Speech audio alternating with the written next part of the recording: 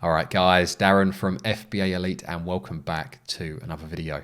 So in this week's video, we're going to be taking a look at Amazon FBA product research and one thing in particular that if you get wrong could potentially cost you thousands of pounds. And this doesn't just apply to new sellers. So if you're a new seller just starting your Amazon FBA business in 2023, or you're an existing seller and you're doing some more product research to find your next product, I want you to keep an eye out for this. And also later on in the video, I've got 2 or 3 really helpful pointers that will definitely help you with your Amazon FBA business. So make sure you stick around for those. Now, just very, very briefly, now I rarely mention this in these videos, but I do actually have an FBA course. And I just want to say thank you to everyone that has signed up in January and February. I really appreciate you putting your faith in me.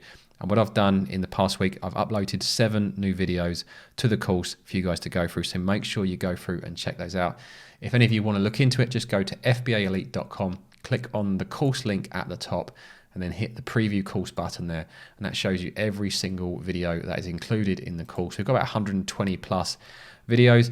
And for those of you that are already members, just keep an eye out for where it says updated. For example, here, the very first part of the product research module has been completely overhauled for 2023.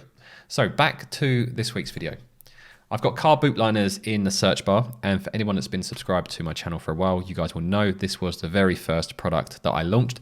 I sold over, I think it was just over £300,000 worth of car boot liners before I discontinued this product. But it's a really good niche to show you guys an example of what I'm talking about and what you need to be aware of when you're doing your Amazon FBA product research. So what I often see is when I'm speaking to a new seller, especially ones that haven't been working with me for a while or ones that are new to the channel, and I ask them how they're going to stand out in the niche that they're looking at, they say, well, I'm going to put together a better product listing. All of the existing listings are really poor. They've got poor photos, they've got poor titles, poor bullets, descriptions are not keyword optimized, etc. And that can make a difference. However, as I'm going to demonstrate in this video, it isn't the full story, and you need to understand what's going on to know whether that strategy is actually going to make any difference or not. So I've just done a search for car boot liners, and if we ignore the sponsored results, let's take a look at the first couple of organic results. And we've got these 2 guys here, both at $26.99. One with a frankly awful main photo, and one with a slightly less awful. Both have got very poorly photoshopped dogs. Let me make this a bit bigger so you guys can see. So that was the one I was on about there. That's a photoshopped dog. And look at these guys. I'm not sure. What have they done? Are they trying to stand out with the color of this car? Or is it Hawaiian themed? I don't know. But either way, these 2 listings are quite poor, with this one especially being extremely poor. So I could quite easily see the scenario where someone comes across this niche, looks at the data, looks at the existing listings and thinks, you know what, I can do a much better job than that. And I agree with them. But I need to show you some data which may change your mind. So the first thing we're going to do is use Helium-10 and launch X-Ray so we can see how these sales are doing. So let's just filter out the sponsored results and take a look at these organic results. And the ones we were looking at were Tuzi, you can see they're the same dog, and this one here who was Pet Zana. Both selling at a very similar price, except Pet Zana, the one with the really terrible photography, is doing around 1,300 sales per month, whereas Tuzi, which looks slightly better, is only doing 800 sales per month. So it would be quite understandable for someone to look at this and think, well, if I put together a better listing, I can achieve these sales figures. I can outsell these guys at 1,300 per month. But realistically, that's probably not going to happen. And let me show you why. So if we bring up Pet Zana first, let me open up this listing. And I'm going to take this listing through to Cerebro as I want to show you something really interesting, because you would assume, based on the X-ray stats, this would be quite attainable if you get well ranked organically. But if we go back to listing, let's take this through to Cerebro and I will show you the issue with this particular product and this particular niche.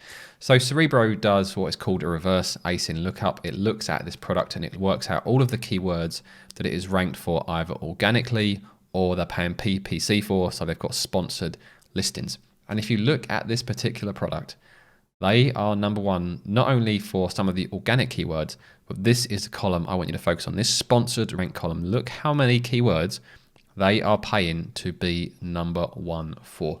So if you compare that to the other listing here, so the other one was Tuesday. If we bring these guys up, who are ranked just above them organically, but are doing 500 less units per month. And if we take these through to Cerebro as well, what you'll see is actually these guys aren't really doing that much with sponsored listings. That they're not really paying to be number 1.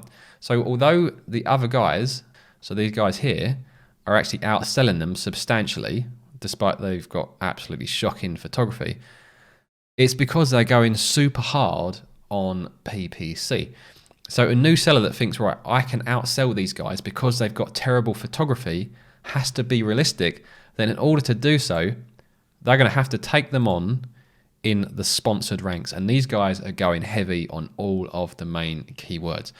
I would hazard a guess that these guys are probably making less profit per month spending this amount on PPC than these guys are, who are actually going, not going anywhere near as hard on PPC. And to be fair, most of these in 20, 30, 40th position, they won't really be generating any clicks. So they're spending very, very little on PPC.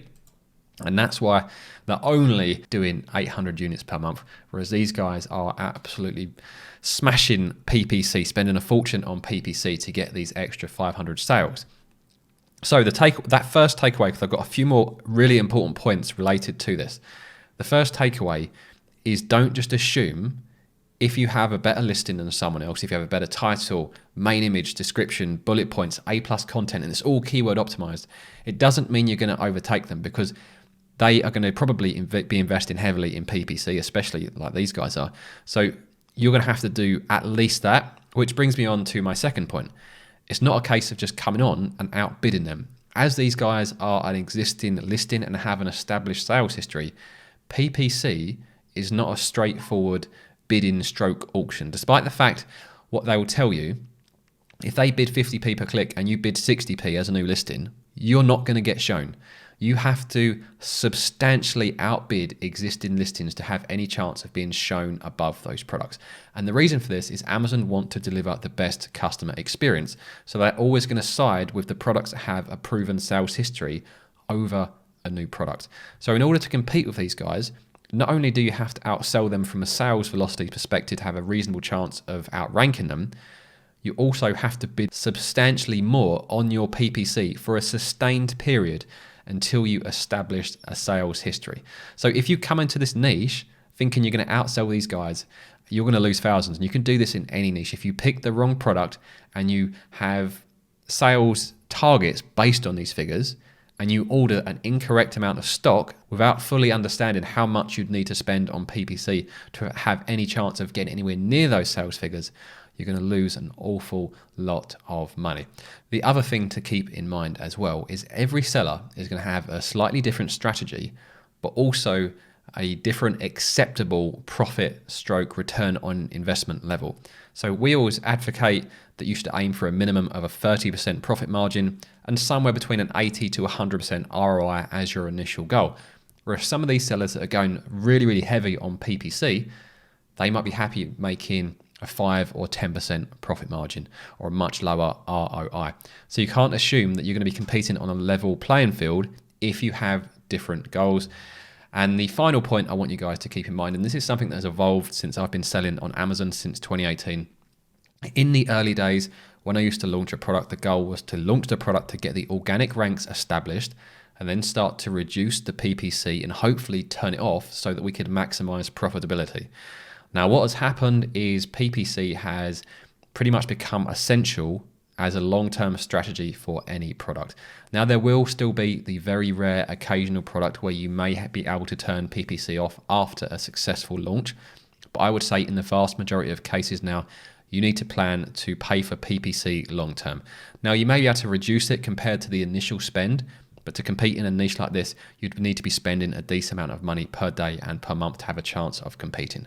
So think about all of those things when you're doing your product research. Number one, you're not going to sell more than someone else just because you have a better listing. You need to understand where the sales are coming from.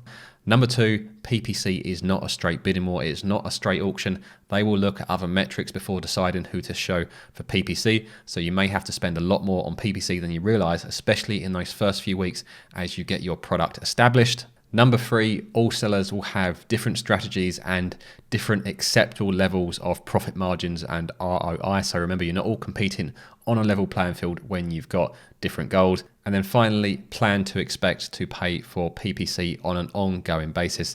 Yes, it may be slightly cheaper than during the launch period, but I would certainly plan that PPC will be part of your long-term strategy when selling a product on Amazon. Now, just before I wrap up the video, I have two final things. Number one, if you want to use Cerebro and X-Ray from Helium 10 and all the other tools, make sure you use discount code FBA Elite 20. That will save you 20% off for your first 6 months, or if you pay annually, it will save you 25% off for the year. And if you want to know exactly how I find products when I'm doing product research, I'm going to pop up a video now which shows you how I found 25 potential Amazon FBA products in less than 7 days. And I'll see you guys over there.